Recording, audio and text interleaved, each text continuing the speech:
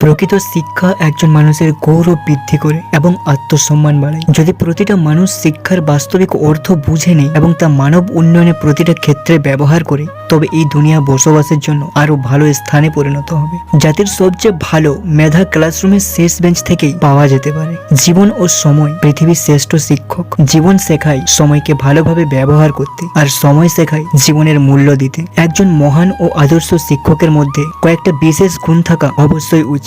করুণা, জ্ঞান এবং অদম্য ইচ্ছা শক্তি। যদি একটা দেশকে দুর্নীতিমুক্ত এবং সুন্দর মনের মানুষ জাতিতে রূপান্তরিত করতে হয়, তাহলে আমি বিশ্বাস করি এতে তিনজন মানুষের সবচেয়ে বেশি ভূমিকা থাকে: বাবা, মা এবং শিক্ষক। একজন খারাপ ছাত্র একজন দক্ষ শিক্ষকের কাছ থেকে যা শিখতে পারে, তার চেয়ে একজন ভালো ছাত্র একজন খারাপ শিক্ষকের কাছ থেকে অনেক বেশি কিছু শিখতে পারে। যে অন্যদের জানে সে শিক্ষিত, কিন্তু জ্ঞানী হলো সেই ব্যক্তি যে নিজেকে জানে। জ্ঞান ছাড়া শিক্ষা কোনো কাজেই আসে না। শিখন একটা মহান পেশা যা কোনো ব্যক্তির চরিত্র, ক্ষমতা এবং ভবিষ্যৎকে আকার দেয়। যদি মানুষ আমাকে একজন ভালো শিক্ষক রূপে মনে রাখে, তবে তা আমার জন্য সব থেকে বেশি সম্মানজনক হবে।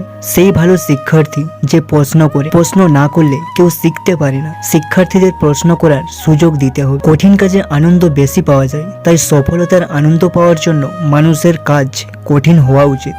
সহজ ও দ্রুত সুখের জন্য না ছুটে প্রকৃত সফলতার জন্য দৃঢ় প্রতিজ্ঞ হও। যারা হৃদয় দিয়ে কাজ করতে পারে না, তাদের সাফল্য অর্জন আনন্দহীন ও আকর্ষণহীন। এমন সাফল্যের থেকেই সৃষ্টি হয় তিক্ততা। যদি তুমি ব্যর্থ হও, অর্থাৎ ফেল করো, তাহলে মোটেও হাল ছেড়ে দিও না, কারণ ফেল শব্দটার একটা অন্য মানে আছে, ফার্স্ট অ্যাটেম্প ইন লার্নিং, অর্থাৎ শিক্ষার প্রথম ধাপ। আমাদের কখনোই হাল ছেড়ে দেওয়া উচিত নয় এবং সর্বদা প্রস্তুত থাকা উচিত, যাতে কোনো বাধা যেন আমাদেরকে হারিয়ে দিতে না পারে।